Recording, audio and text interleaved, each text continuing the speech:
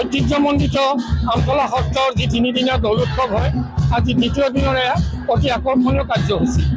ইয়াতে আমাৰ যি টেকেলি ভঙা এক উৎসৱ হয়, আপুনি নেদেখিলে অনুভৱ কৰিব নোৱাৰিব, আপুনি ভাবিব নোৱাৰোঁ। হয় আমি টিভিত দেখিছোঁ, হয় আমি ৰিলছত বিভিন্ন ভিডিঅ'ত দেখিছোঁ, কিন্তু দক্ষিণ কামৰূপৰ এই 200 বছৰ গৰকা এই সত্ৰটো যে এনেকুৱা লোকাৰণ্য, চাৰিওফালে মানুহ, কেৱল মানুহ, বিৰি বাট নাপায়, আপুনি শব্দ শুনি নাপায়। কি এক আনন্দ, কি এক মনোৰম আনন্দ আৰু বিৰল এক দৃশ্য।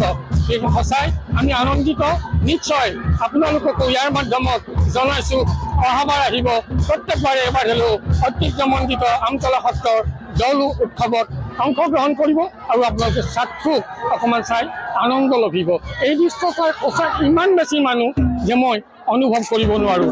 যথেষ্ট দূৰত মোক এই ইণ্টাৰভিউটোৰ কাৰণে আমাৰ সন্মানীয় সাংবাদিকগৰাকীয়ে সুধিছে, কিন্তু সঁচাই মই জোৰ দি কথা ক'বলগীয়া হৈছে।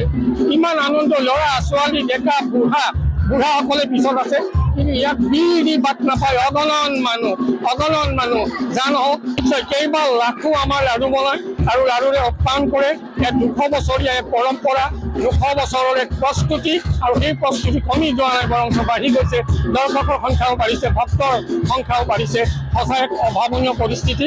আপোনালোক এবাৰ আহক আৰু চাই যাওক। আৰু আপোনালোকক এই মুহূৰ্তত আটাইকে জনাইছোঁ আমি শুভ হোলী আৰু দৌল উৎসৱৰ শুভেচ্ছা, আটাইৰে কুশল মংগল কামনা কৰিছোঁ।